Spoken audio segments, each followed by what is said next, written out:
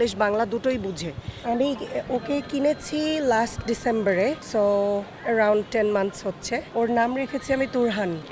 It's a Turkish name and Turhan নামটা হচ্ছে এটার মিনিংটা হচ্ছে শক্তিশালী, and he is pretty strong, so ওর সাথে ম্যাচ করে নামটা রেখেছি। First of all I am a horse rider too, so আমি যেহেতু হর্স রাইড করি, so I thought having a horse of my own is important. So ঘোড়া পালার জিনিসটা হচ্ছে আমার ছোটোবেলা থেকেই খুবই ভালো লাগতো ঘোড়া। সো আমার স্বপ্ন ছিল যে আমি ঘোড়া কিনবো।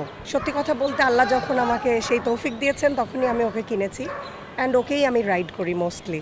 না, কম্পিটিশনে পার্টিসিপেট করা হয়নি, বাট ফিউচারে যদি হয় বাংলাদেশে, ইনশাল্লাহ I will definitely show my interest. না, নিজের সামর্থ্য of course.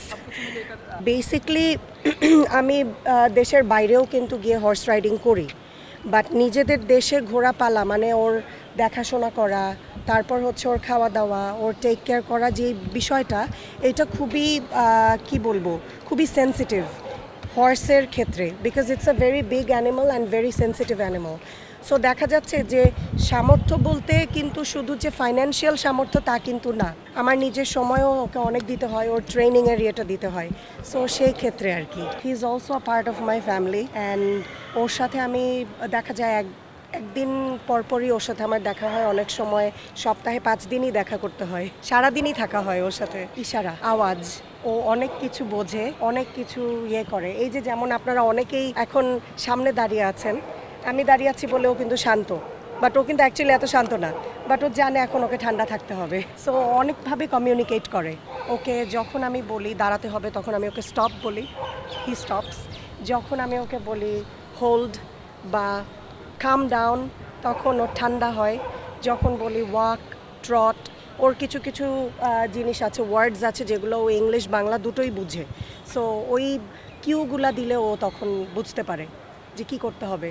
It is a part of our religion, এক নাম্বার। আর যে কোনো লিভিং বিংয়ের প্রতি আমাদের ভালোবাসা থাকাটা খুবই জরুরি, কারণ আমরা যদি অ্যানিমালের প্রতি লাভ শো করতে পারি, ইন দ্যাট কেস আমরা হিউম্যানের প্রতি লাভ শো করতে পারবো। কারণ হিউম্যানসদের প্রতি কিন্তু ভালোবাসাটা অনেক কম আসে যদি আপনি খেয়াল করে দেখেন, কারণ অ্যানিমালের প্রতি কিন্তু আমাদের যে ভালোবাসা এটা কিন্তু অনেক স্ট্রং, বাট এটাকে উপলব্ধি করতে হলে আপনাকে সেটাকে চর্চা করতে হবে।